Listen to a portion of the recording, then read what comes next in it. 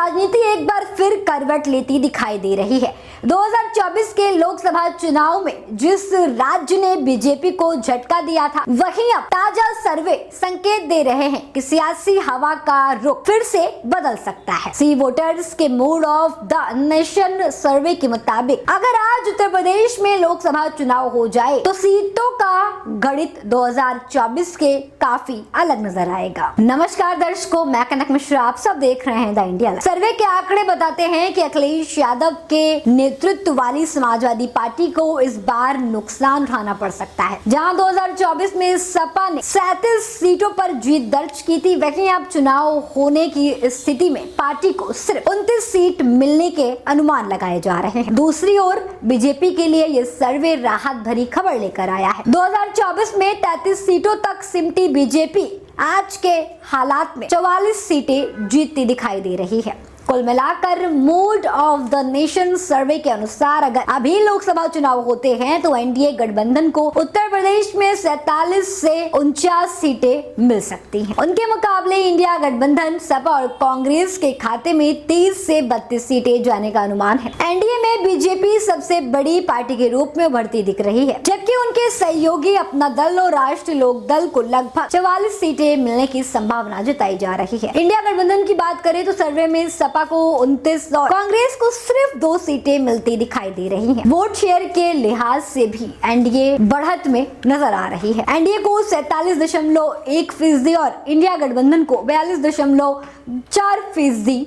Vote share मिलने का अनुमान। बसपा के लिए ये सर्वे चेतावनी संकेत देता है। हालांकि पार्टी को करीब 5% वोट शेयर मिलता दिखाई दे रहा है, लेकिन सीटों के मामले में उसका खाता खुलकर नजर नहीं आ रहा है। इससे बसपा के पारंपरिक वोट बैंक में आई कमजोरी के तौर पर भी देखा जा रहा है। गौरतलब है कि अगस्त 2025 में आए एमओटीएन सर्वे में तस्वीरें कुछ और थी। तब बीजेपी को 38 और कांग्रेस को 42 सीटें मिलने का अनुमान था, जिसमें सपा 35 और कांग्रेस 7 सीटों पर मजबूत नजर आ रही थी। यानी कि कुछ ही महीनों में सियासी समीकरण में बड़ा उलटफेर देखने को मिला। ये सर्वे 8 दिसंबर 2025 से 21 जनवरी 2026 के बीच किया गया, जिसमें देश भर की सभी लोकसभा सीटों को कवर करते हुए 36,265 लोगों से बातचीत की गई। इसके साथ ही पिछले 24 हफ्तों में सी वोटर्स ट्रैकर डेटा के 89,714 अतिरिक्त इंटरव्यू का विश्लेषण भी किया गया। कुल मिलाकर 1,25,979 लोगों की राय का आधार पर ये रिपोर्ट तैयार की गई है, जिसमें मार्जिन ऑफ एरर 3 से 5% बताया जा रहा है। कुल मिलाकर के मूड ऑफ द नेशन सर्वे ने यूपी की सियासत में नई हलचल पैदा कर दी।